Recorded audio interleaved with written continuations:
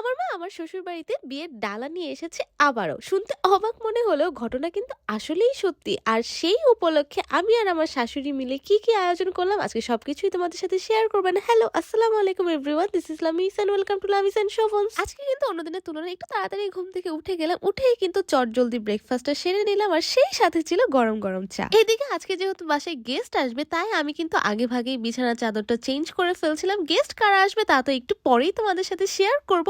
কাজটা শেষ করে আমি কিন্তু এদিকে ফ্রুট জুস খেতে চলে আসলাম। রান্নাঘরে গিয়ে দেখলাম আমার শাশুড়ি মা অনেক কাজ এগিয়ে রেখেছেন, সেই সাথে আমাদের হেল্পিং হ্যান্ড খালাও কিন্তু আমাদেরকে অনেক হেল্প করছিল আজকে। আমাদের বাসায় নর্মাল ডেইজে বা যখনই কোনো গেস্ট আসে লাঞ্চ বা ডিনারটা কিন্তু আমার শাশুড়ি মা নিজের হাতে রান্না করতেই পছন্দ করে। আমি তাকে হেল্প করি আর আমি নাস্তার আইটেমগুলো আসলে করতে বেশি পছন্দ করি। শাওয়ার নিয়ে আমি সন্ধ্যার নাস্তার জন্য চটপটির ডাবলিটা রেডি করে ফেলছিলাম, সেই সাথে নুডলস আর চাও কিন্তু বানিয়ে ফেলেছিলাম। এবার তোমাদেরকে বলি আজকে গেস্ট হিসেবে কারা আমার শ্বশুর বাড়িতে এসেছিল। আমার আম্মু, আমার ছোট বোন, আমার ছোট খালামণি, আমার নানু সবাই কিন্তু একসাথে আজকে আমাদের বাসায় চলে এসেছিল। তবে তারা কিন্তু আজকে এসেছিল একটা বিশেষ উদ্দেশ্যে। আর আমার আম্মুর যেহেতু আসতে একটু দেরি হচ্ছিল, সবাই মিলে কিন্তু আমাদের অ্যাপার্টমেন্টের ওয়েটিং রুমে অপেক্ষা করছিল, কারণ তারা সবাই নাকি একই সাথে আমাদের বাসায় ঢুকবে। আমি আর সুমন দুইজনই কিন্তু আমার মা খালা নানুকে রিসিভ করতে নিচে চলে গিয়েছিলাম। আচ্ছা, এবার তোমাদের সাথে শেয়ার করি আম্মু আমার আর আমার শ্বশুর বাড়ির জন্য কি নিয়ে এসেছে। যেহেতু শীতকাল চলছে, মেয়ের শ্বশুর বাড়িতে কি পিঠাপুলি না পাঠালে হয়? আমার আম্মু, আমার ছোট খালামণি, নানু, আমার বোনেরা সবাই কিন্তু নিজের হাতেই পিঠাগুলো বানিয়েছে। এই পিঠা পাঠানোর রীতিটা কিন্তু আমাদের ব্রাহ্মণবাড়িয়ার মানুষের জন্য একটা ঐতিহ্য।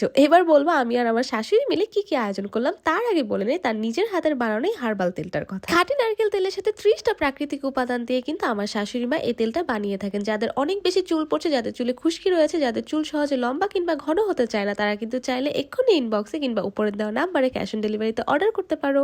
আচ্ছা, এখন তোমাদের সাথে শেয়ার করি নাস্তার প্রিপারেশন নেওয়ার সময় আমি কি রেডি করেছিলাম। এদিকে প্রথমেই কিন্তু আমি সুন্দর করে চটপটিটা রেডি করে নিচ্ছি। মাশাআল্লাহ, চটপটির ডাবলিটা এত সুন্দর করে সিদ্ধ হয়েছিল। উপর আমি পেঁয়াজ, কাঁচামরিচ, ধনেপাতা সবকিছুই দিয়ে দিচ্ছিলাম। এদিকে নুডলসটাও হালকা একটু গরম করে নিচ্ছিলাম পরিবেশন করার আগে। এই ফাঁকে কিন্তু আমার শাশুড়ি মা পাড়া প্রতিবেশী সবার বাসায় আমার আম্মুর আনা পিঠা পুলিগুলো দিয়ে দিচ্ছিল। আর আমি কিন্তু আজকে নাস্তার আইটেমে টক, মিষ্টি, ঝাল সবকিছুই রাখা ট্রাই করেছিলাম। আমার আম্মুর কাছ থেকে আমি শিখেছি নাস্তার আইটেমে শুধুমাত্র মিষ্টি বা শুধুমাত্র ঝাল আইটেম হলে কিন্তু খেতে ভালো লাগে না। মিক্সড কম্বিনেশন হলে কিন্তু গেস্টরা আসলে খেয়ে অনেক বেশি মজা পায়। এই যেমন মিষ্টি খাবারের আইটেমের মধ্যে আমি রেখেছিলাম একটা ফ্রুট কেক, সেই সাথে ছিল কিছু সুইট ফ্রুটস। আর টক ঝাল খাবারের মধ্যে আমি রেখেছিলাম চটপটি আর নুডলস। মাশাআল্লাহ, আমাদের ফ্যামিলির সবাই নাস্তাগুলো এত বেশি পছন্দ করেছে, অনেক বেশি অ্যাপ্রিসিয়েশন পেয়েছি আমি। আমার ছোট আন্টি মানে সীমান্টি, সে তো বারবার বলছিল তোমার চটপটি রান্নার না ফ্যান হয়ে গিয়েছে আমি। যাক, সবাই যে পছন্দ করেছে এটাই আমার জন্য অনেক। সবার সাথে বসে কিন্তু আমার শাশুড়ি মাও খেতে খেতে আড্ডা দিচ্ছিল। মানে তাদের জন্য না গল্পের একটা আসর বসে গিয়েছিল। তো গল্পের ফাঁকে আমি একটু ব্রেক নিয়ে সবার জন্য চাও নিয়ে আসলাম। মজার ব্যাপার হচ্ছে আমি আর আমার শাশুড়ি মা কিন্তু অলরেডি একবার চা খেয়ে ফেলেছিলাম গেস্ট আসার আগে, কিন্তু সবাইকে একসাথে চা খেতে দেখে লোভ সামলাতে পারিনি। সেকেন্ড টাইম আমরা আবার খেয়েছি।